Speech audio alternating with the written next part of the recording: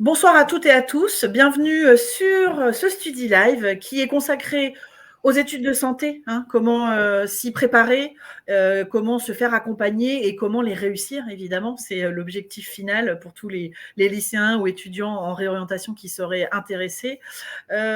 Cette conférence va se tenir sur vraiment le thème se faire accompagner et bien préparer ses études de médecine.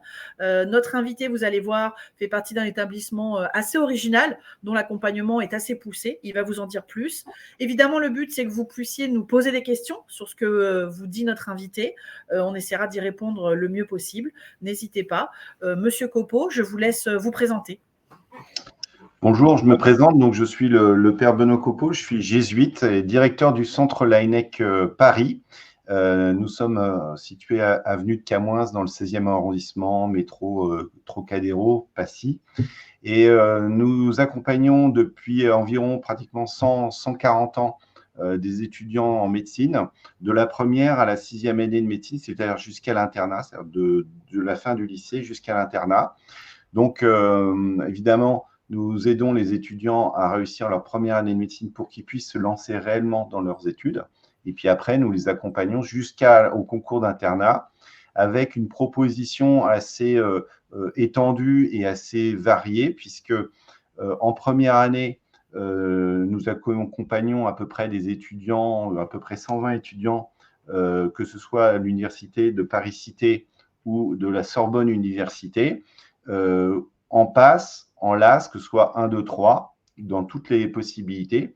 Et nous proposons donc des locaux où ils peuvent travailler de manière tout à fait qualitative, des locaux parfaitement silencieux. Les étudiants sont sûrs d'avoir un lieu pour travailler avec des casiers pour pouvoir déposer leurs affaires.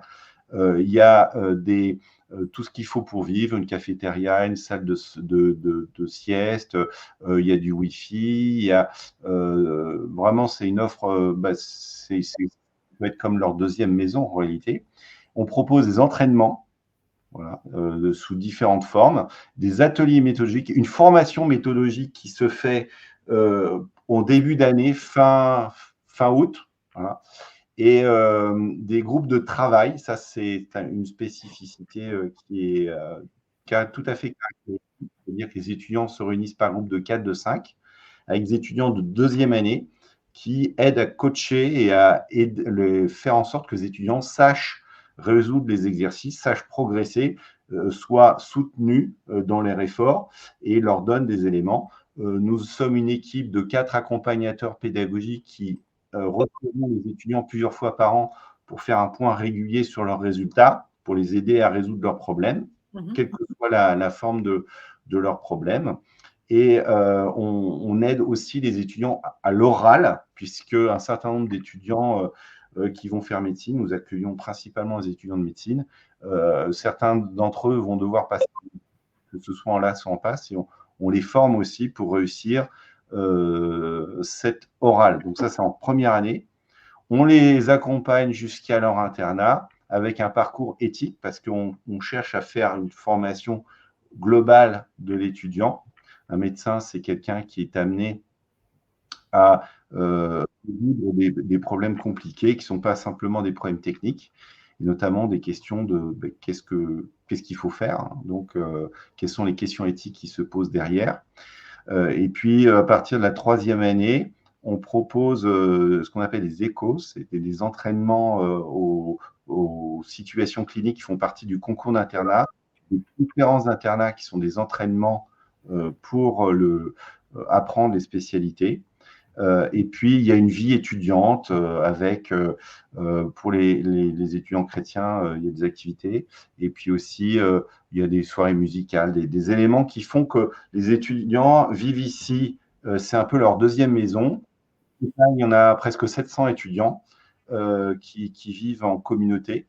Et ils sont très attachés à la maison, sont contents. Et j'ajouterais que aussi, on a une association des anciens qui est assez active, évidemment, en plus de 140 ans d'existence, fait qu'on a un réseau de médecins sur Paris qui est assez important et qui, notamment pour des forums de spécialité, pour aider les étudiants dans leur orientation professionnelle. Voilà, pour dire assez rapidement les choses. Et nous sommes à côté du lycée Saint-Louis de Gonzague, puisque nous aussi, ce sont 2 établissements jésuites. Je précise que là, vous représentez le Centre Laennec de Paris, mais que vous avez aussi des établissements à Marseille et Lyon, hein, pour les internautes qui nous regarderaient et qui seraient plutôt dans cette région-là. Et Saint-Étienne aussi depuis l'année dernière.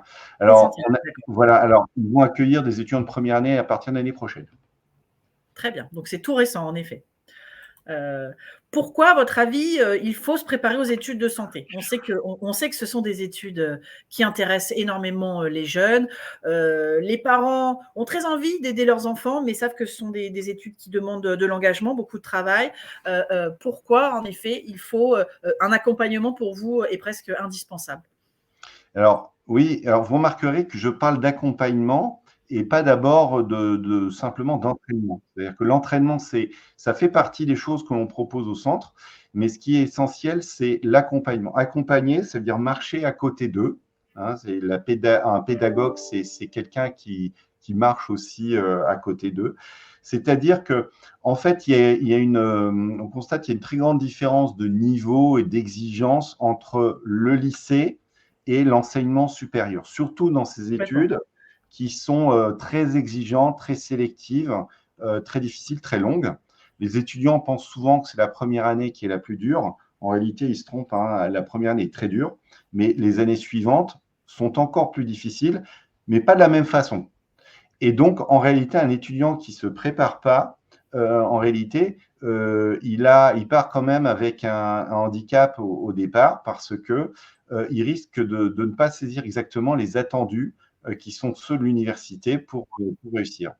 Alors, quelles sont les différences, en fait, ce qu'il y a? Alors, d'abord, il y a une différence en termes d'engagement personnel. C'est-à-dire que pour réussir quelque chose d'aussi sélectif, il faut vraiment que l'étudiant ait pris la décision et qu'il y ait une volonté claire de sa part de faire des études de médecine.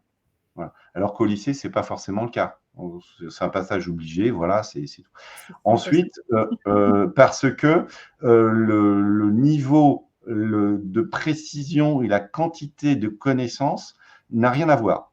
Pour vous donner un exemple, pour le programme de SVT, un étudiant m'a dit une fois, et plusieurs m'ont dit que c'était le cas, en tout cas à Lyon, à Paris, ça doit être la même chose, que globalement, un mois du programme de première année de médecine, ça correspond au programme de terminale. Voilà, c'est ça le terme en termes de quantité. Année, oui. Voilà, en termes de quantité. Et en termes de précision des connaissances, c'est que, en fait, ils sont interrogés généralement sous forme de questions à choix multiples. Et donc, en réalité, on leur pose des questions sur des détails du cours. Donc, ça veut dire qu'ils doivent connaître l'intégralité du cours, une masse considérable de connaissances, mais ils doivent connaître très précisément les connaissances qui sont nécessaires pour réussir. Et donc, en fait, on ne travaille pas du tout de la même façon que ce soit en terminale par rapport en première année de médecine. Donc, il est important d'aider les étudiants à d'abord se connaître eux-mêmes, à voir quelles sont leurs potentialités, leurs points forts et puis leurs difficultés, les nommer, essayer de comment on peut les aider à dépasser ces difficultés. Et notamment, c'est là où la question méthodologique est une chose qui est essentielle. Et ça, nous, on le propose dès le début de l'année, c'est-à-dire à partir de deuxième quinzaine d'août, au début de l'année. On fait une formation avec M. Martinez, qui est vice-champion de France de mémorisation, qui donne des formations là-dessus. Et on donne aussi des formations sur l'organisation, enfin sur beaucoup de choses, qui leur permet de très rapidement de se mettre en route et de ne pas perdre de temps, parce que souvent, c'est ceux qui patinent pendant un peu trop longtemps. En fait, ils prennent un retard qui peuvent rattraper, mais ce n'est pas un avantage, en fait, en réalité. Alors là, on parle de gens qui finalement vont débuter des études de médecine, de santé, on va dire globalement, en septembre, par exemple, à l'université. Donc vous, voilà, l'accompagnement commence dès la dernière quinzaine d'août, si je comprends bien, voilà, et va durer. Alors, comment concrètement ça se passe, puisque ces étudiants, ils sont en cours, comment se passe leur présence chez vous, à quel rythme, je veux dire, qu'est-ce que ça représente en charge de travail, est-ce qu'il y a différentes formules? Pas du tout? Alors, en fait, faut savoir qu'on est une association de loi de 1901, donc on a un rapport tout à fait différent par rapport à ce que peut proposer d'autres structures d'accompagnement ou de formation d'étudiants en médecine. Donc, un étudiant qui vient travailler chez nous, en fait, il doit venir ici le plus possible ici. Pourquoi? Parce que, en fait, d'une part, les conditions de travail sont exceptionnelles, faut le dire. C'est pour ça que j'invite les élèves qui sont intéressés à venir au centre Laennec pour le constater.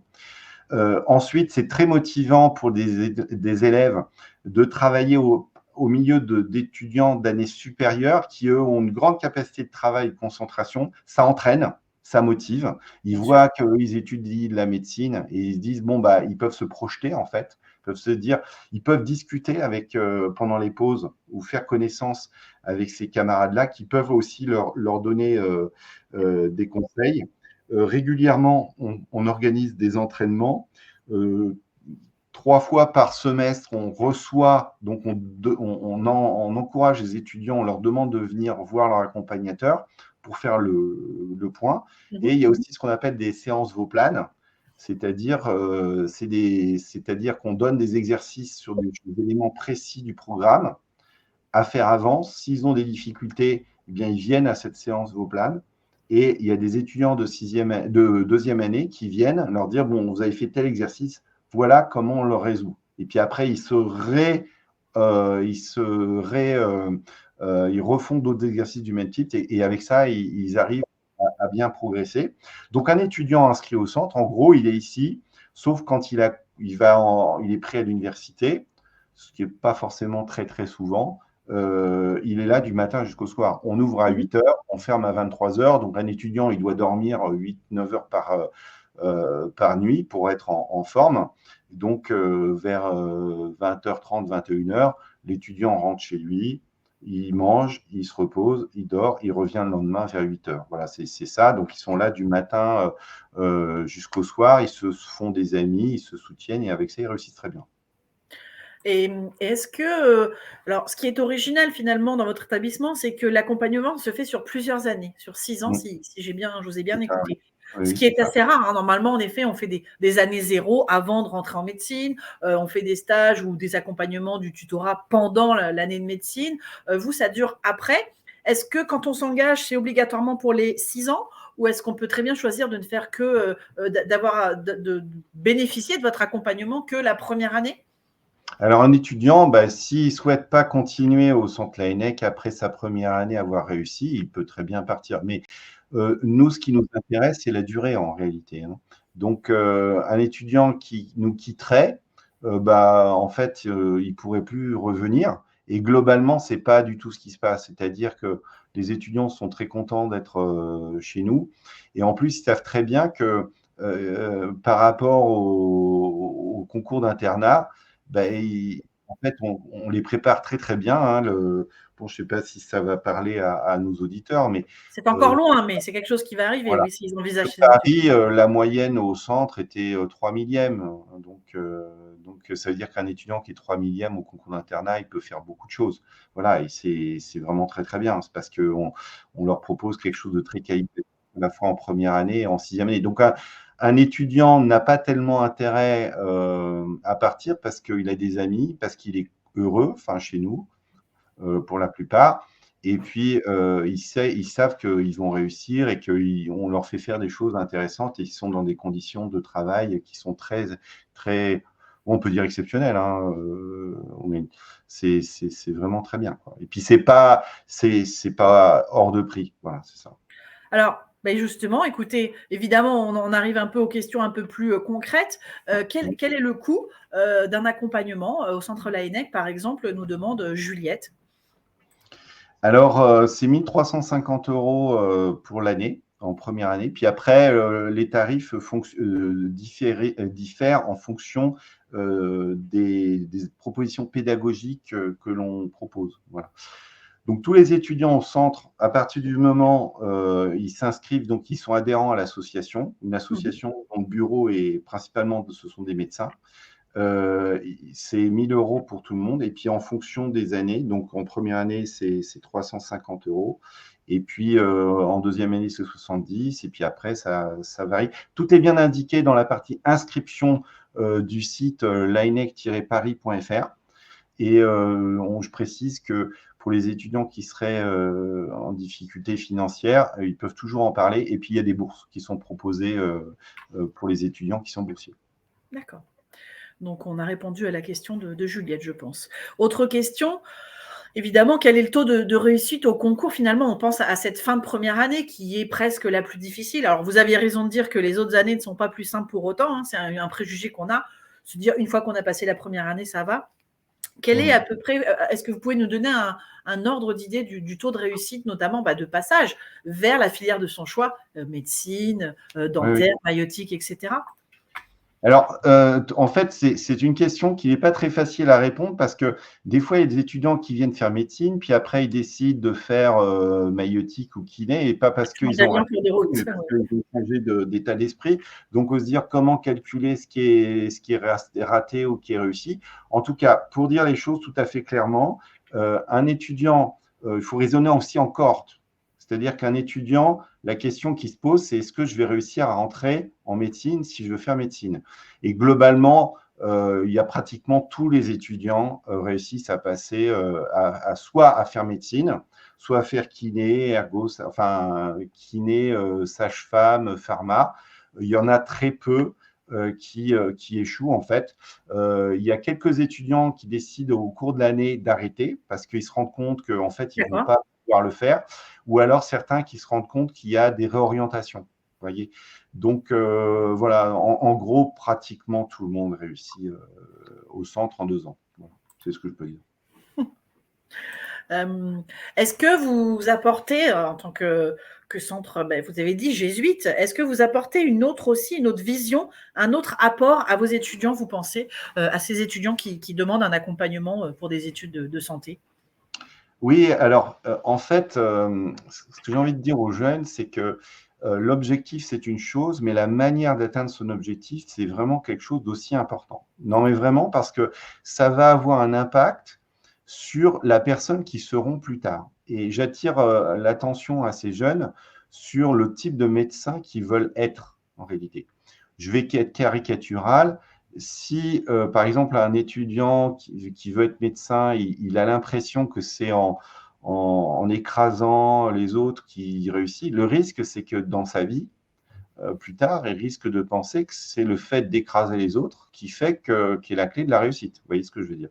Alors, il ne faut pas mentir aux étudiants, ça reste quand même des études sélectives, donc il faut faire un maximum. Mais nous, on joue sur le collectif, c'est-à-dire que l'idée, c'est on travaille ensemble pour réussir ensemble. Je vous ai dit, il y a 120 étudiants à peu près en première année au centre Laennec, donc ils peuvent tous réussir. Il y a de la place pour tout le monde en fait. Donc ils n'ont aucune raison de regarder les autres comme des concurrents, en fait. Et en fait, on ne fait rien. Il y a de la bienveillance, il y a de l'entraide, de la solidarité. On ne fait rien pour entretenir tout ce qui est de l'ordre de la rivalité ou qui nourrirait un stress qui est inutile, en fait. Ça ne sert pas à grand-chose, en fait. Donc, bon, je ne sais pas si j'ai répondu un petit peu à votre question. Donc, la manière dont ils sont accueillis, la manière dont ils sont écoutés, ils sont aidés par nous et par leurs camarades de deuxième année et puis par la structure en général, fait que ça crée une sorte de profil d'étudiants qui sont soucieux des autres. Et après tout, c'est ce qu'on attend d'un médecin. Merci. Question de Laura. Quels sont les critères pour s'inscrire dans votre… alors, elle dit prépa. On a bien compris que c'était plus un accompagnement qu'une préparation. Mais est-ce qu'il y a des critères? Est-ce qu'il y a des profils types? Si oui, quel est-il? Quel est ce profil type? Alors, en fait, ce qu'on demande à un étudiant qui veut s'inscrire au centre, c'est de nous faire parvenir, ils peuvent poser une candidature dès maintenant, hein, c'est pour les Parisiens, en tout cas à Paris, c'est d'envoyer les bulletins de première sous format par courrier électronique, d'envoyer le premier bulletin de terminale aussi. On demande aussi un curriculum vitae commenté, c'est-à-dire ce qu'ils font, pourquoi ils le font et qu'est-ce que ça leur fait. Voilà. Donc, c'est une manière aussi de voir un peu le profil du jeune pour mieux le connaître, pour voir un petit peu si la personne pourrait être à l'aise avec notre pédagogie et travailler dans le collectif. Et voilà, est-ce que ce que le jeune a vécu jusqu'à présent peut les aider à réussir. Puis, on leur demande aussi un petit texte d'une demi-page dans lequel on leur demande pourquoi ils veulent être médecins. Voilà. C'est très important parce que Bien sûr. souvent, les étudiants se focalisent simplement sur les entraînements, mais en réalité, moi, bon, ça fait 12 ans que j'accompagne des étudiants comme ça. Il y a beaucoup d'échecs qui se font pas du tout pour ces questions-là. En fait, il y a des étudiants qui échouent pour, parfois, c'est des questions de stress, même des étudiants très brillants qui réussissent très bien au Et lycée. oui. Bon, des fois pour des questions de santé aussi. Vaut mieux avoir une bonne santé physique et psychologique. Faut se faire conseiller par les médecins. Et puis aussi, ça peut être les échecs peuvent être dus à la volonté. C'est-à-dire, est-ce que je veux vraiment payer le prix pour réussir ces études? La première année, mais la suite. Comme je vous ai dit, nous, on accompagne les étudiants sur 6 ans. Donc, j'ai une vision sur le long terme de ce que représentent ces étudiants en médecine. Ça ne sert à rien qu'un étudiant réussisse la première année si, en fait, après, il ne pourra pas continuer. Voyez. Mais c'est très difficile finalement de déterminer. On peut avoir très envie et puis en effet à un moment se heurter à des difficultés ou se dire moi je me sens capable, mais en fait ne pas l'être, ça arrive et c'est normal. Bien Comment sûr. vous arrivez à déterminer avec le jeune, parce que on parlait tout à l'heure hors caméra des journées portes ouvertes que vous organisez, c'est l'occasion pour les jeunes et leurs parents de venir à votre rencontre. Est-ce qu'à ce moment-là vous pouvez déjà en fait vous entretenir avec eux et savoir si alors pas leur donner la voix hein, en leur disant toi tu es fait pour, toi tu n'es pas fait pour, ça peut être compliqué, mais en tout cas voir si en effet ils auraient cette possibilité, cette force, cette motivation nécessaire pour réussir des études de médecine. Vous avez tout à fait raison. En fait, on propose après un entretien qui est assez court et pendant lequel on peut poser aussi des questions. D'accord. Et alors, évidemment, ce n'est pas une science exacte. Hein. C'est-à-dire que moi, je me garderais bien de faire des prophéties sur la réussite ou l'échec d'un étudiant, surtout si le dossier scolaire est tout à fait correct et qu'il n'y a rien qui pose tellement plus de questions. Mais néanmoins, il y a des choses que l'on peut voir. Par exemple, dans un bulletin, si les professeurs disent des choses. Donc, en lisant, on peut comprendre un certain nombre de choses sur certains éléments du profil du candidat. C'est-à-dire, est-ce que c'est quelqu'un qui termine ce qu'il a commencé? Est-ce que c'est quelqu'un qui sait fournir un effort sur la durée? Est-ce que c'est quelqu'un qui est travailleur? Voilà.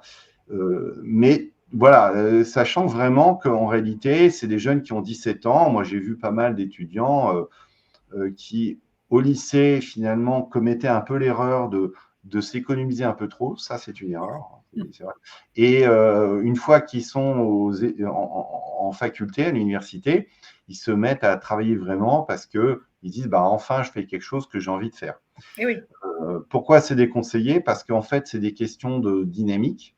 Et une dynamique de mise au travail en début de première année de médecine, c'est pas du tout la même chose qu'une processus de mise au travail qui a commencé au lycée, parce que c'est des questions c'est comme un avion au décollage, c'est une question de vitesse et de puissance. Voilà. Donc plutôt on met en route les moteurs, voilà, on met de la vitesse, et plutôt l'avion il va décoller. Voilà, bon, je ne sais pas si cet exemple parle, mais c'est pour expliquer un petit peu les choses. Donc, on essaye d'évaluer les choses à partir de cet ensemble. On peut se tromper. Et les stages aussi permettent de voir des choses. C'est-à-dire qu'un étudiant qui a réussi à faire un stage en médecine, c'est difficile. C'est quelqu'un qui est au moins motivé pour se fatiguer à trouver une solution et à prendre une partie de son temps libre sur son projet professionnel. Voilà. Voilà, c'est ces différents éléments qui peuvent nous aider à avoir une petite idée. Alors, on parlait des journées portes ouvertes. On les retrouve sur votre site, évidemment, et aussi lors de ce Study Live, vous avez un stand virtuel sur lequel vous avez mis les journées portes ouvertes. Vous parliez aussi de la possibilité de faire un stage. Ça, c'est pendant les vacances scolaires. Alors, en quoi ça consiste? Et pareil, à qui ça s'adresse? Alors, ça s'adresse aux lycéens de terminale. C'est dans la semaine du 12 février. Donc, sur le site, non, sur notre page Facebook, il y a un lien, puis j'ai mis aussi le lien d'inscription dans le stand. Pendant une semaine, on propose aux étudiants de vivre l'expérience d'être étudiant en médecine. Alors, qu'est-ce que ça veut dire? Ça veut dire qu'ils travaillent au milieu de leurs camarades de médecine. Il y a des étudiants de deuxième année ou de troisième année qui donnent des cours, les mêmes cours qu'ils pourront avoir à la faculté, et puis ils auront des évaluations, ils auront aussi des formations, notamment M. Martinez, puis de notre part, et puis des entretiens de candidature, des entretiens, pas de candidature, des entretiens d'accompagnement. Et donc, ça permet à quelqu'un d'avoir une idée de ce à quoi ils peuvent s'attendre en se lançant dans les études de médecine. Ça peut nourrir leur réflexion par rapport aux choix qu'ils doivent faire, mais aussi ça peut leur donner des premiers éléments d'avance pour progresser. Pas tellement en termes de cours, parce que ce n'est pas des cours qu'ils peuvent avoir pendant une semaine qui peuvent vraiment faire la différence, c'est utile, mais c'est savoir se mettre dedans, quoi. Parce que nous, on a constaté que parfois, ce qui manquait à certains étudiants, c'est de se dire, bon, je me mets dedans dès le début, dès mi-août. Voilà. Oui, c'est ce qu'on dit pour les études de santé, c'est qu'on n'a pas un trimestre devant nous, c'est qu'il faut y aller très vite, assez vite, rapidement. Et comprendre les attendus, notamment, ce sont des QCM. Les étudiants sont évalués par QCM. Donc, à Sorbonne Université, vous avez une question de 5 items. Vous faites une erreur, vous n'avez pas un point, parce que votre question, imaginez qu'elle est sur un point. Vous n'avez pas un point, vous avez un demi-point. Et vous faites une erreur de plus, vous avez 0. Donc, vous voyez le niveau de précision qu'il faut avoir. Au lycée, vous connaissez les choses à peu près comme ça, vous avez les points. Vous voyez. Mais là, c'est terminé à la fac. Il faut être très, très précis. Et c'est quelque chose auquel il faut du coup s'entraîner, s'habituer pour mieux s'y préparer. Ah, oui. Et Lola demande si ces stages dont vous nous parlez sont payants. Oui, c'est 500 €. D'accord. Et c'est une semaine, c'est ça? C'est une semaine. D'accord. Donc, que pendant les vacances d'hiver là, ou vous le faites sur toutes les vacances scolaires finalement? Non, c'est uniquement pendant cette semaine-là. On va pas.